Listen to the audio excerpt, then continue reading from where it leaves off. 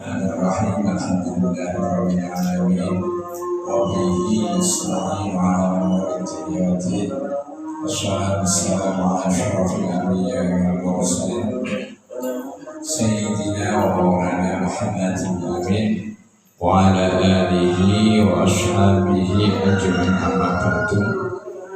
Yang sama-sama kita hormati Bapak Haji Mawatati beserta seluruh keluarga yang sangat saya sayangi, saya banggakan, dan sangat saya nantikan prestasi dan pengabdiannya santri-santri putra maupun putri Pondok Nurul Quran. Alhamdulillah wa syukurillah atas rahmat, nikmat dan kasih sayang dari Allah Subhanahu wa taala di pagi yang penuh, di pagi yang cerah dan penuh berkah ini kita bisa bertemu dalam keadaan sehat walafiat, tak kurang satu apapun. Semoga pertemuan pada pagi hari ini adalah pertemuan yang membawa berkah, manfaat, maslahah fid dini wa dunya wal akhirat. Shalawat beserta salam semoga terlibat pada junjungan Nabi Muhammad sallallahu alaihi wasallam beserta para keluarga, sahabat, tabiin, dan semoga sholat tersebut juga akan melubiri kita sekalian. Anak-anakku sekalian, santriwan santriwati Pondok Nurul Quran rahimakumullah. Pada kesempatan yang baik ini ada beberapa hal yang ingin Bapak sampaikan terkait dengan kajian yang ada di pondok ini. Salah satunya adalah tahfidzul Quran, ngaji Quran ya. Jadi saya akan berbicara tentang ini aja seputar Al-Quran. Yang pertama bahwa semua orang entah itu besar, entah itu kecil, entah itu laki-laki, entah itu perempuan, pokoknya semua orang dari manapun asalnya dan apapun statusnya, pasti semua orang pengen hidup mulia. Gimana? Semua ingin hidup mulia, semuanya. Lah ini ada sarana yang paling efektif, paling gampang untuk meraih kesempurnaan, meraih kemuliaan. Apa itu? Ini kaidahnya sederhana. Kalau kita pengen mulia, maka kita harus senantiasa berinteraksi, berhubungan langsung dengan hal yang mulia. Niscaya kita akan ketularan kemuliaannya. Itu rumusnya itu. Misalnya kalian pengen wangi, gak punya minyak wangi, gampang. Cedak bakul minyak wangi, mesti ketularan wangi. Jadi rumusnya itu. Jadi ini rumusnya. Kalau kita ingin mulia, kita harus berinteraksi langsung, berdekat langsung dengan hal yang mulia. Niscaya kita akan ketularan mulia. Nah, sekarang saya tanya dulu. Saya tanya, kira-kira di dunia ini apa yang jelas-jelas itu mulia? Sesuatu itu jelas mulianya. Kalau kita meragukan sedikit saja kemuliaan itu, kita bisa kafir. Dan sesuatu itu mudah sekali kita temukan di sekeliling kita. Kira-kira itu apa? Ayo yang bisa jawab acung. Nanti akan diberi hadiah oleh Pak Imam. Apa? Yang keras. Barang ini sesuatu yang jelas mulianya dan mudah sekali kita temukan di sekitar kita, apa? Betul sekali, yaitu Al-Quran. Berarti kalau kalian ingin mulia harus dekat-dekat dengan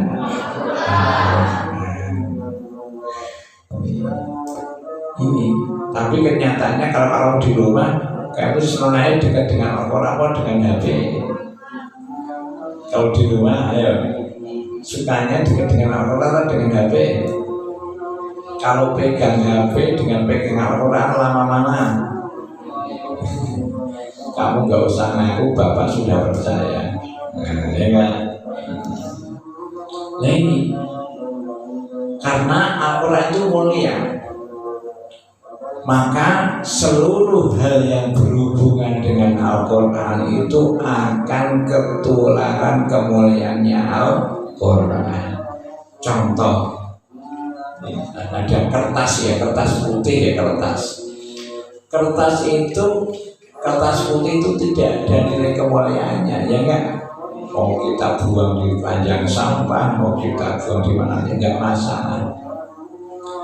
Tetapi ketika kertas yang masih putih, kertas yang putih itu berhubungan dengan Al-Quran, misalnya kita tulisi Bismillahirrahmanirrahim, kita tulisi ayat-ayat Al-Quran, maka dulu yang kertas itu tidak mulia karena untuk ditulisi ayat-ayat yang mulia, kertasnya ikut.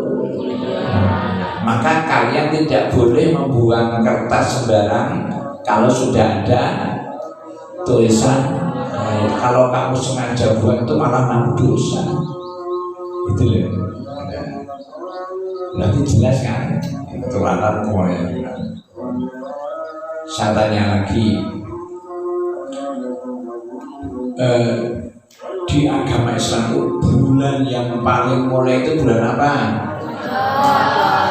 Bulan Ramadan ini kurang lebih 47 hari lagi ya. Iya. 47 hari lagi Ramadan. Ini kan sudah Rojab sudah tanggal berapa ini? Sudah tanggal 12 atau berapa? Iya toh. Sabtu Ahad 14. Berarti 46 hari lagi. 46 hari lagi Ramadan. Senang kan? Kok senang apa? Ya karena nanti mau pulang gitu. Liburan. Nah, bulan Ramadan. Nah, sekarang mengapa kok bulan Ramadan mulia? Kenapa? Karena bulan Ramadan telah dipilih Allah untuk sebagai tempat dan waktu turunnya Al-Quran. Ayatnya mana? Ayo bersama-sama 1, 2, 3. Syahrul Ramadan alladzi unzila fihil Qur'an hudal linnasi wa bayyinatin minal huda wal furqan. Dan cukup itu. Padahal dulu Ramadan itu sebelum dipilih oleh Allah sebagai tempat dan tempat turunnya Al-Quran, Ramadan tidak mulia. Ramadan itu tidak termasuk Ashhurul Hurum, tidak termasuk bulan-bulan yang Ashhurul Hurum. Ashhurul Hurum itu bulan-bulan yang dimuliakan Allah ada berapa? Ada berapa? 4 apa saja? Pokoknya yang 3 berurutan, yang 1 pisah. Yang 3 berurutan adalah Dzulqa'dah, Dzulhijjah, Muharram. Yang satunya apa? artinya apa? Rojak. Itu aslinya itu. Ramadan ini tidak masuk. Cuma saat Allah memilih Ramadan sebagai tempat turunnya bulan atau paturnya Al-Quran yang mulia, maka Ramadan ketularan kemuliaan Al-Quran yang dulunya tidak mulia, sekarang Ramadan untuk umat Nabi Muhammad Ramadan menjadi mulia. Malah justru sekarang menjadi penglimanya bulan. Sebagaimana hari Jumat itu sebagai Sayyidul Ayyam, ya kan? Hari yang paling bagus apa? Hari Jumat, hari ini. Maka Yaumul Jumat Sayyidul Ayyam. Nah kalau Ramadan itu Sayyidus Syuhur gitu. Tapi dulu tidak. Ayo, fahimtum? Ngantuk tuh? Ngantuk tuh? Ngantuk. Nah, lafar tuh? Lafar. Nah, ono man jada man lafaro daharo. Ya. Man lafaro man ngantuk om. Wah, tahu boy. Ya harus ngantuk. Man lafar. Ini jelas kan? Dulu tidak mulia, tapi karena berhubungan langsung dengan Al-Quran, yang Al-Quran mulia, ketularan mulia. Contoh lagi, ini yang tidak mulia, ketularan ikut mulia. Ketularan. Dan yang sudah mulia tambah mulia, gitu. Sesuatu ini sudah mulia sebenarnya, tapi kok berhubungan langsung dengan Al-Quran yang mulia tambah mulia. Contohnya apa? Ayo. Apa? Contohnya apa? Itu malaikat Jibril. Malaikat Jibril itu sudah mulia, makhluk yang mulia. Tapi akan tambah mulia manakala malaikat Jibril ini dipilih oleh Allah sebagai menghantarkan wahyu Al-Quran. Akhirnya malaikat Jibril menjadi jenderalnya para malaikat. Kenapa? Karena malaikat Jibril lah yang bertugas membawa wahyu Al-Quran. Ini loh. Yang belum mulia tambah apa ikut mulia, yang sudah mulia itu. Nah, kalian pun kalau berhubungan dengan Al-Quran juga akan mulia, ikut itu ketularan mulia Al-Quran. Kalau kalian mau berhubungan langsung dengan Al-Quran, berinteraksi dengan Al-Quran banyak itu, kalian juga akan ketularan kemuliaannya Al-Quran. Sebagaimana hadisnya Rasul bagaimana? Ayo saya sering apa? Ini bangun tidur lali. Nah apa? Ayo apa? Yang bisa jawab nanti akan kasih saya hadiah. Hadiahnya luar biasa. Tambahan uang saku umroh. Ayo. Tapi dengan ketentuan mereka yang sudah punya tiket umroh. Ya, ada yang sudah punya tiket umroh. Kalau sudah nanti saya tambahi, mau jadi tambah 10.000 juga nggak apa-apa. Mau tambahan kok ya. Tambah itu sekedar baik. Tadi apa tadi? Hadis ya. Hadis yang menerangkan kemudian seseorang karena berhubungan dengan Al-Quran. Ayo diingat-ingat. Ayo saya hitung 1, 2, 3, 4. Apa? 4,5. Apa? Kalau saya sebutkan, oh nah itu toh. Oh, nek oke mesti bunder ya. Oh. Apa? Ya pas berapa?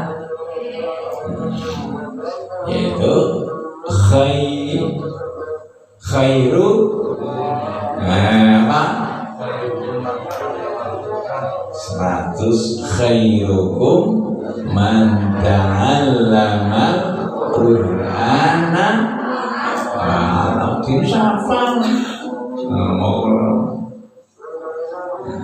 khairukum sebaik-baik di antaramu, orang yang dianggap baik menurut Kanjeng Nabi itu siapa? Orang yang mau belajar mempelajari Al-Quran. Setelah pandai kemudian dia mengajarkan ini. Loh, kenapa kok oleh Nabi dia kemuliaan? Karena dia berhubungan berinteraksi langsung dengan Al-Quran yang mulia. Itu ngantuk tuh. Ya biar kita harus tak ngantuk ya. Nanti sekolahnya jam berapa? Jam 7 sekarang jam berapa? Oh, jadi kan jam 5. Berarti nanti seperempat jam lagi siap. Yang setengah 6 ya. Cukup? Enggak usah banyak-banyak. Besok kalau kurang Bapak kesini lagi ya. Nah ini. Jadi Nabi memberikan penghargaan yang tinggi, memberikan apresiasi yang tinggi bagi orang yang mau belajar Al-Quran. Setelah pandai, kemudian dia mau mengajarkan. Karena ini kalian harus yang semangat ya, yang semangat rajinnya membacanya, pelajarinya. Ini Jusana sudah harus semangat, ya kan? Semuanya sudah hafal kepada yang belum. Ya. Yang belum paling tidak banyak, cuma 1, 2, 3, 4, 5 dan seterusnya. Tidak perlu semuanya, itu sama. Alhamdulillah, gampang kok. Baik gampang, ngapal ke aku itu gampang, asalkan ada kemauan ini kan. Jadi kan ini rumusnya itu, ini saya beri tip ya ini. Untuk bisa hafal Al-Quran itu tidak harus dibutuhkan kemampuan yang lebih, tidak harus punya kepandaian yang lebih. Tapi yang dibutuhkan apa? Kemauan yang lebih. Pokoknya harus ada kemauan yang kuat. Meskipun dia punya kemampuan yang lebih, tapi kalau kemauannya rendah, ya tidak jadi. Tapi sebaliknya, meskipun kemampuannya pas-pasan, tapi kalau dia ada kemauan yang tinggi bisa. Ya. Jadi sekali lagi, untuk bisa hafal Al-Quran tidak dibutuhkan kemampuan, ya aslinya tidak harus dibutuhkan kemampuan yang lebih, tapi yang dibutuhkan adalah kemauan yang lebih. Kalau sudah ada kemauan yang lebih, laksanakan dengan sepenuh hati, jangan setengah hati. Nek setengah hati nanti kesulitannya setengah mati. Ya lah. Diulang lagi 1, 2, 3. Untuk bisa hafal Al-Quran tidak harus dibutuhkan kemampuan yang lebih, tapi yang dibutuhkan adalah kemauan yang lebih. Kalau sudah ada kemauan, laksanakan dengan sepenuh hati, jangan setengah hati, biar tidak kesulitan hati. Nah, kalau kamu tidak sepenuh hati, itu kesulitan setengah mati. Ya. Nah, ini yang pertama tadi bahwa sesuatu yang berhubungan dengan Al-Quran, karena Al-Quran mulia akan ketularan mulia. Poin yang kedua yang ingin saya sampaikan, bahwa ini kalian harus Amin. Saat Nabi besar Nabi kita Muhammad SAW itu wafat. Jadi Nabi Muhammad itu meskipun pemimpin dunia akhirat, pemimpinnya para nabi, tapi saat wafat Kanjeng Nabi itu tidak meninggalkan warisan harta benda yang banyak sekali. Berbeda dengan pemimpin sekarang. Pemimpin sekarang itu kalau mati, wah, meninggalkan warisan yang tidak habis dimakan 7 turunan, ya kan? Nah, kalau Nabi itu meskipun pemimpin dunia akhirat, ya kan, Nabi itu ketika wafat Kanjeng Nabi tidak meninggalkan warisan apa-apa, tidak meninggalkan warisan materi. Kanjeng Nabi hanya meninggalkan 2 warisan. Iya, yang paling apa? Warisannya Nabi apa? Apa? Yang tegas.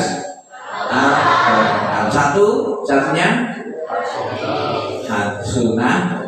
Sunnah ini warisan Kanjeng Nabi. Nah, berarti Al-Quran ini adalah warisan yang terindah, teragung, termulia dari Nabi.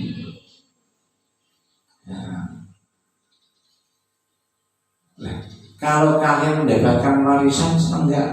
Misalkan kamu dapat warisan 1 M, 1 miliar, senang enggak? Senangnya kau yang ngomong. Seneng banget ya. Padahal hanya dapat 4 M. Padahal Al-Quran itu tidak ada nilainya. Al-Quran itu sangat agung, sangat luhur. Dan itu alasan dari Kanjeng Nabi.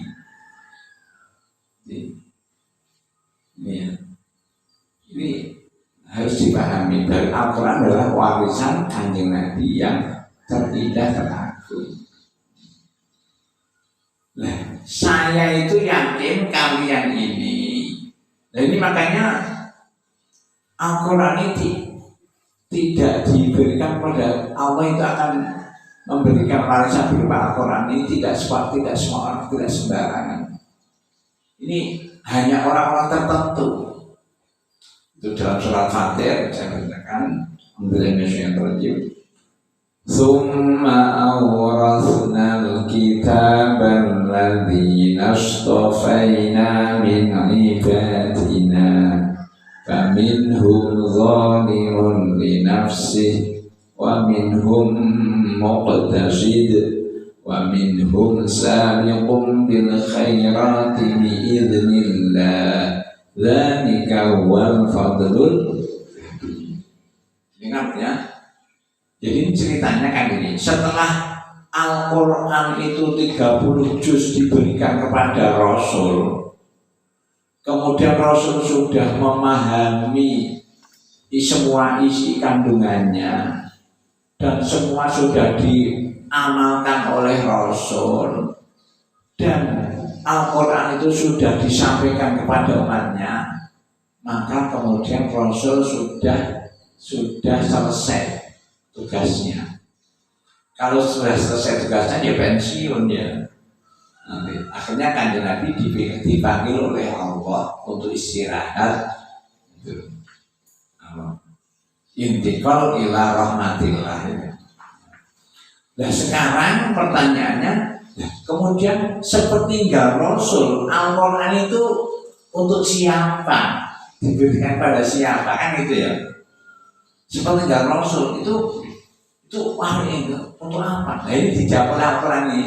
Tsumma awrasna, kemudian kami wariskan.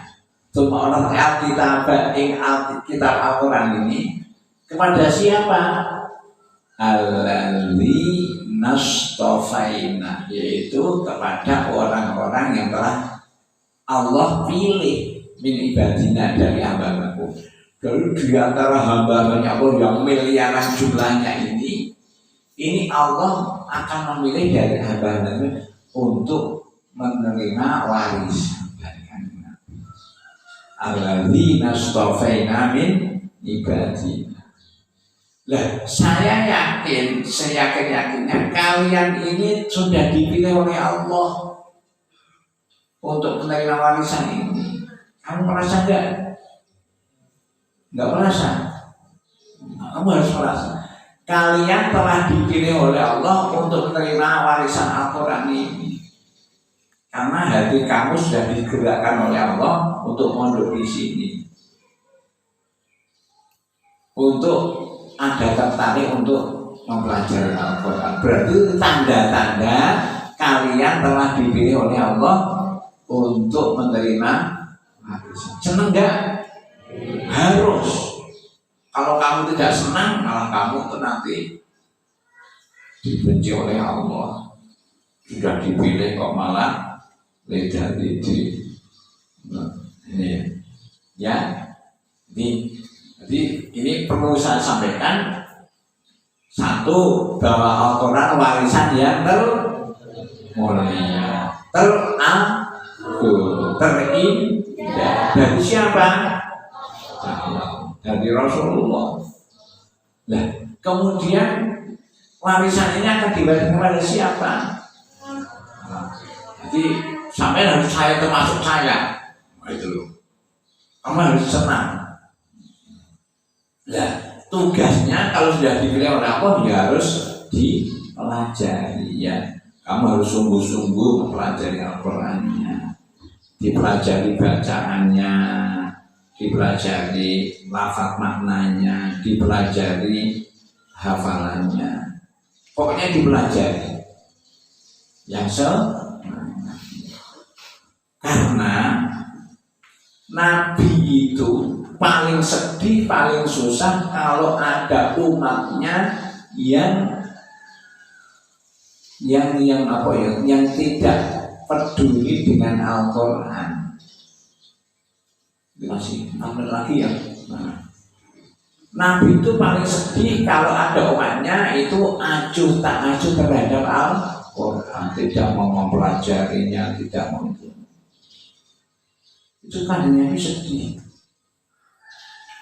Nah ini kesedihan Rasul itu sampai kanjeng Nabi itu cara bahasa anak muda itu curhat. Curhatnya kepada siapa? Kepada Allah. Nabi pernah curhat kepada Allah.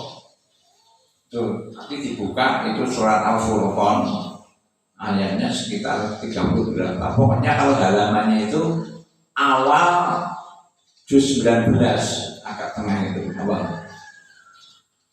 Alhamdulillahirrahmanirrahim.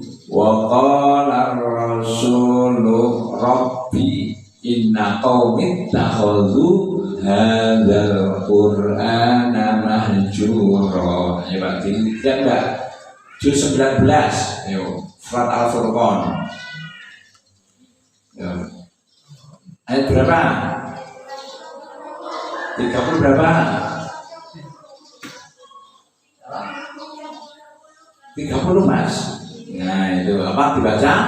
Wa qala ar-rasulu ya rabbi inna qaumi ittakhadhu hadzal qur'ana mahjura. Ada terjemahannya enggak? Yang ada terjemahan dibaca. Yang keras. Masyarakat ini yang baca sih enggak apa enggak. Kalau yang bukan mah ngantuk apa? Supaya batu nenek. Iya nggak dibaca nggak? Ya. Nah, berdiri mbak. Biar tanya. Oh, berdiri. Nggak apa-apa. Itu ilmu kok. Berdiri masih sini. Napi itu enggak? Ya mbak ya, sini. Ya. Ini kan ya. Nah, di sini biar mas dengar. Ya, yuk dibaca.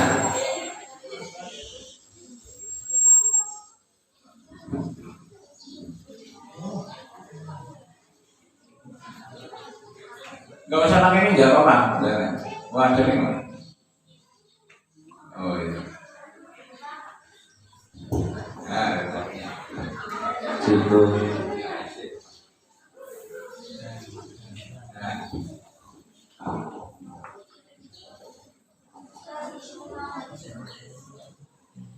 dibaca. Ayatnya dibaca dulu. Waqala Rasul. Ya. Bismillah. Bismillahirrahmanirrahim.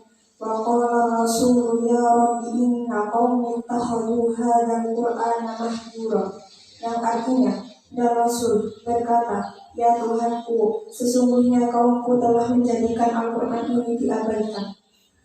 Jadi Rasul dan ya Allah, ada sebagian dari umatku yang mengabaikan Al-Quran. Jadi Rasul sedih itu, waqala itu berkata itu artinya itu curhat. Ya Allah, kok ono umatku sik acuh tak acuh tidak pergi nongkrong, itu Rasul sedih. Maka kalian tidak boleh membuat Rasul sedih. Dengan cara apa? Kalian harus semangat mempelajari itu biar Rasul senang. Waduh, Rasul senang. Jadi kalian kalau mempelajari Rasul senang. Nah, kalau sampeyan di dunia bisa menggembirakan Rasul, besok di akhirat kamu akan ditolong, akan dibimbing oleh Rasul. Tapi kalau kamu di dunia ini membuat hati Rasul sedih dengan mengabaikan warisannya, maka ketika di akhirat besok Rasul, jangan-jangan Rasul yang tidak peduli dengan kita. Na'udzubillah nih. Itu maka yang semangat biar Rasul bangga senang dengan kita. Satu lagi tadi ayatnya benar yang tadi yang bawa sampaikan tadi bahwa Al-Quran akan diberikan apa Allah memberikan warisan itu surat Fatir ya, dilihat surat Fatir kalau nggak salah itu ayatnya sekitar 30 berapa itu pojok dhuwur rada arep misor summa auratnya surat Fatir itu juz 21 ya. Surat Fatir juz 21 ayatnya sekitar 30-an 30 kan 30 tambah 2 berarti ayo coba tak dibaca enggak aminnya dikasihkan ini nanti yang putar dicatat ya PM loh nanti mantuk-mantuk tadi mic-nya dikasihkan